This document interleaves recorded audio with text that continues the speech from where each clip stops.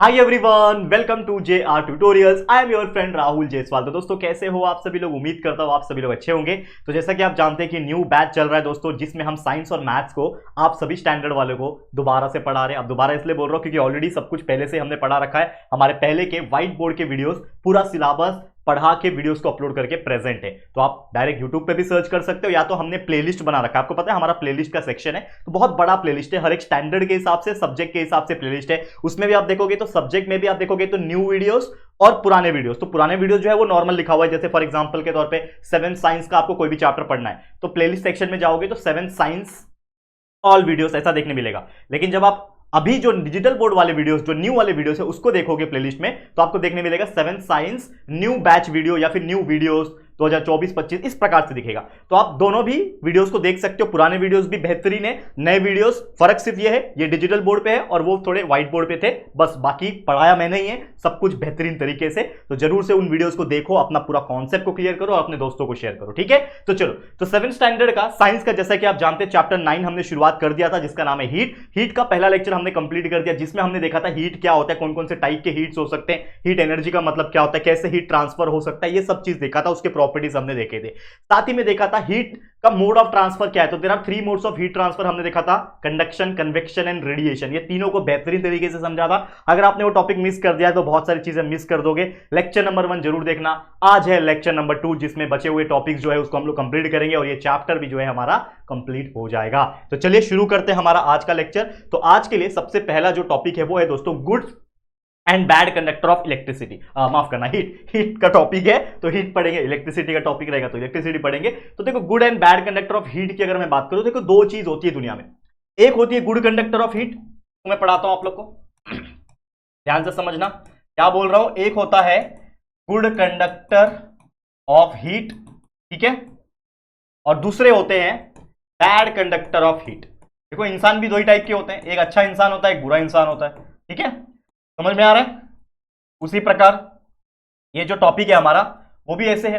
तो देखो, good conductor of heat और बैड कंडक्टर ऑफ हीट, इसमें फर्क क्या है, मैं आपको बहुत बेसिक तौर पे समझाने की कोशिश करता हूं। देखो, कभी भी कोई हीट जब होता है, मतलब कोई भी चीज जब गर्म होता है तो उसमें हीट ट्रांसफर होता है। हमने देखा कि सॉलिड के केस में कंडक्शन होता है, लिक्विड और गैस के स्टेट में कन्वेक्शन हो जाता है, और अगर कोई भी मीडियम नहीं है बीच में तो वो रेडिएशन के फॉर्म से हीट ट्रांसफर होता है। लेकिन जैसे हमने कंडक्शन पढ़ा था, तो कंडक्शन में हमने देखा था कि कोई भी सॉलिड में इजीली कंडक्शन हो पा रहा है, यानी हीट ट्रांसफर हो रहा है। तो जैसे हमने एक एग्जांपल लिया था मेटल रॉड का, यहां से आप बर्नर लगा के इसको हीट कर रहे हो तो हीट धीरे धीरे करके यहां से ट्रांसफर होकर यहां पे फैल जाता है। करेक्ट, देखा था कि नहीं देखा था?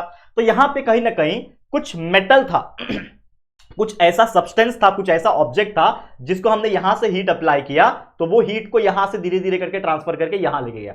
मतलब कोई ऐसा मटेरियल था जिसमें से हीट ट्रांसफर हुआ कि नहीं हुआ। लेकिन अगर वही मान लो, वही सेम एक्सपेरिमेंट में हम क्या करते हैं, उस मेटल के जगह पे प्लास्टिक ले लेते हैं। तो मान लो ये प्लास्टिक का टुकड़ा, ये मार्कर आप देख रहे हो, ये प्लास्टिक का टुकड़ा है। यहां पे मैं क्या कर रहा हूं, उसको हीट अप्लाई कर रहा हूं। तो यहां पे जब मैं हीट अप्लाई करूंगा तो क्या लगता है आपको कि हीट धीरे धीरे गर्म होकर ये पूरा जो मेटल प्लास्टिक का जो रॉड है वो धीरे धीरे गर्म होकर यहां पे भी गर्म हो जाएगा, कि गर्म करते करते ये पूरा पार्ट पिघल के नीचे गिर जाएगा। क्या होगा, प्लास्टिक है तो पिघल के गिर जाएगा। तो कहीं ना कहीं इससे क्या पता चला कि कुछ ऐसे सब्सटेंस है दुनिया में जिसमें से हीट जो है बहुत इजीली पास हो जाता है। मतलब जैसे इलेक्ट्रिसिटी, वो कोई वायर में से, जैसे मान लो कि आप बटन चालू करते हो और वायर के थ्रू ये डिजिटल बोर्ड में पावर आ गया। जैसे मैंने वहां पे बटन चालू किया, ये डिजिटल बोर्ड ऑन हुआ। क्यों ऑन हुआ? क्योंकि जैसे मैंने बटन ऑन किया, वहां पे जो इलेक्ट्रॉन्स थे, इलेक्ट्रिसिटी थी, वो वायर के थ्रू सप्लाई होकर यहां पे आ गई। मतलब वायर के अंदर से इलेक्ट्रॉन फ्लो हुआ।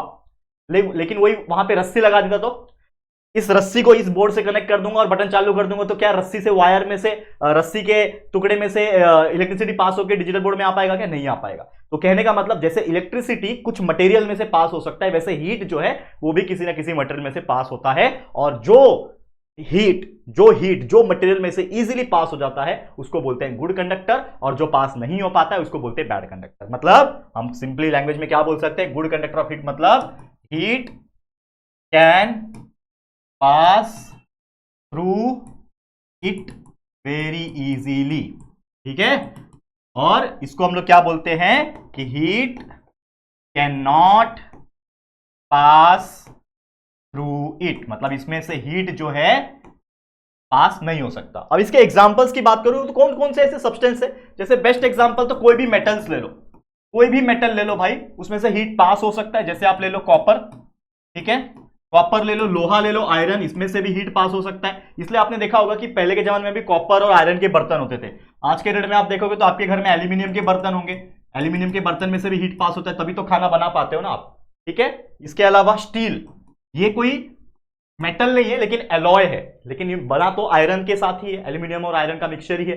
तो कहीं ना कहीं ऐसे कुछ मटेरियल होते हैं जिसमें से करंट जो है पास हो, माफ करना, हीट जो है पास हो सकता है। दूसरा है bad conductor of heat. Bad conductor मतलब जिसमें से हीट पास नहीं हो सकता। इसके एग्जांपल क्या है? इसका एग्जांपल है आप लोग का कोई भी ऐसा चीज जिसमें से कोई हीट का लेना देना नहीं, जैसे लकड़ी ले लो, वुड, प्लास्टिक ले लो, के अलावा रबर ले लो, कोई भी ऐसा चीज जिसमें से हीट पास नहीं हो सकता, इसको बोलते हैं बैड कंडक्टर। समझ में आ गया ये चीज? बहुत ही इजी टॉपिक था। चलो आगे बढ़ जाते हैं, नेक्स्ट टॉपिक पे चलते हैं। अगला टॉपिक है expansion and contraction of solid due to heat.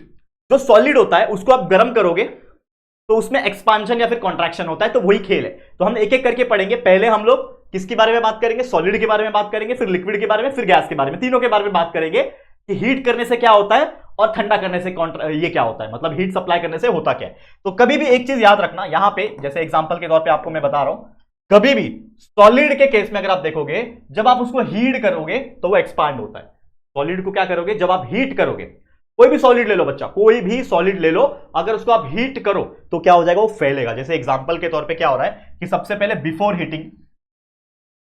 Heating वो जो सॉलिड था वो इस होल में से, इस रिंग छल्ले में से आराम से पास हो रहा था। एक मेटल का बॉल होगा, वो एल्यूमिनियम का होगा, कॉपर का होगा, किसी का भी हो सकता है, ठीक है। तो वो हीटिंग के पहले वो क्या हो रहा था? वहां पे पास हो रहा था। लेकिन जैसे ही मैंने इसको गर्म किया तो अकॉर्डिंग टू माय डेफिनेशन, जब भी कोई सॉलिड को जब आप हीट करोगे तो क्या होता है? वो फैलता है।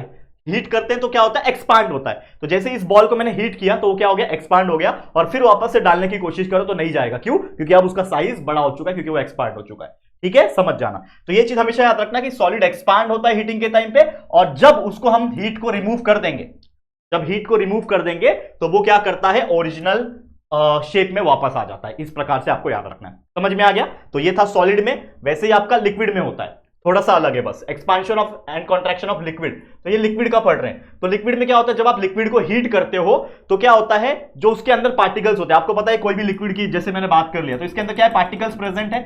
लेकिन ये पार्टिकल्स सॉलिड के पार्टिकल्स के मुकाबले थोड़े कमजोर है। हमने पढ़ा, याद है प्रॉपर्टीज, कि सॉलिड में इंटरमॉलिक्यूलर फोर्सेस बहुत स्ट्रांग होते हैं, लिक्विड में थोड़े वीक होते हैं, मतलब मॉडरेटली स्ट्रांग होते हैं, और गैस में बहुत वीक होते हैं। तो इसमें क्या होता है कि जो भी पार्टिकल्स इसके बीच में रहेंगे उसमें क्या हो जाता है? उसके बीच का डिस्टेंस जो है वो दूर दूर होता है। तो पहले के पार्टिकल्स यहां था, एक पार्टिकल्स यहां था, अब और दूर हो गया, तो डिस्टेंस इंक्रीज हुआ, तो इसका मतलब वो फैल रहा है। तो हम क्या बोल सकते हैं कि इसका वॉल्यूम भी इंक्रीज होगा। तो मतलब इन शॉर्ट लिक्विड का क्या हो रहा है? एक्सपांशन हो रहा है। और इसीलिए जब आप कोई लिक्विड को गर्म करते हो तो वो फैलता है, खासकर वो इवापोरेट होता है, गैसियस स्टेट में चला जाता है। और वही जब आप इसको लिक्विड को नॉर्मल टेम्परेचर पे लाते हो, या फिर टेम्परेचर को डाउन करते हो, या फिर इन शॉर्ट बोलो तो कूल करते हो, तो लिक्विड कॉन्ट्रैक्ट होता है। इसके लिए जो लिक्विड है वो बर्फ बन के कॉन्ट्रैक्शन में चला जाता है। तो ये चीज आपको ध्यान में रखना है।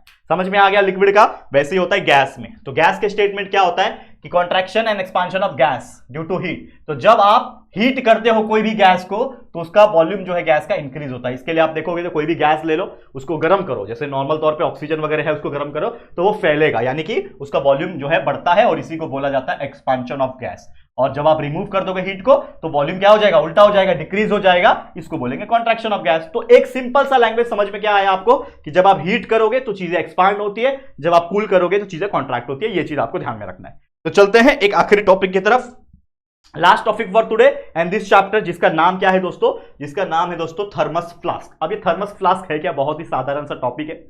देखो इस तरीके से दिखता है। आपके घर में भी एक थर्मस होगा जिसमें गर्म चीज डालो तो गर्म रहती है, और ठंडी चीज डालो तो ठंडी रहती है। पता है ना, एक थर्मस बॉटल होता है, बहुत जगह पे मिलता है, हमारे घर पे भी है। यूजुअली ठंडी के टाइम हम यूज करते हैं, पानी गर्म करते हैं, उसमें डाल देते हैं, तो 6-7 घंटे के लिए पानी गर्म का गर्म ही रहता है उसमें। तो उसको बोलते हैं थर्मस फ्लास्क। तो थर्मस फ्लास्क बनाया किसने था? एक साइंटिस्ट था जिसका नाम था सर जेम्स दीवार। याद रखना, इस साइंटिस्ट का नाम याद रखना, जेम्स दीवार नाम का एक बंदा था, साइंटिस्ट था, जिन्होंने ये थर्मस फ्लास्क बनाया था 1892 के अंदर। और जब ये बनाया था 1892 में, इसीलिए उस फ्लास्क का, थर्मस फ्लास्क का नाम दीवार फ्लास्क के नाम से भी जाना जाता है। ये आपको ध्यान में रखना है। इसके अलावा ये डबल वॉल्ड फ्लास्क होता है। यहां पे अगर देखोगे तो 2 वॉल है, इसके अंदर 2 वॉल है। एक देखो, एक यहां पे एक अंदर का वॉल है, देख रहे हो, एक यहां पे वॉल है, देख पा रहे हो, एक वॉल यहां पे है,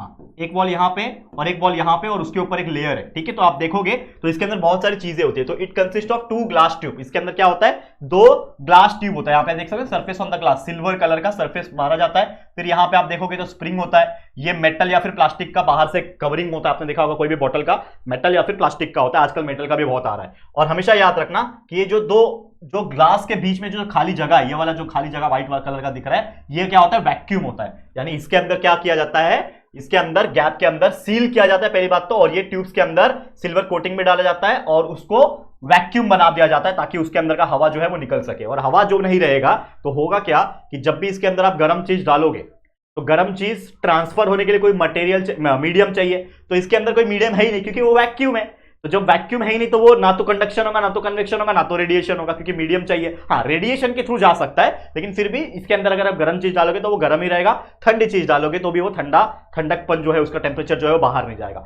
तो इस तरीके से ठंडी चीज ठंडी, गर्म चीज गर्म ज्यादा देर तक रह पाती है और इसी को बोला जाता है थर्मस फ्लास्क। क्लियर? तो उम्मीद करता हूं कि आप लोग को ये बहुत ही अच्छी तरीके से समझ में आ गया होगा।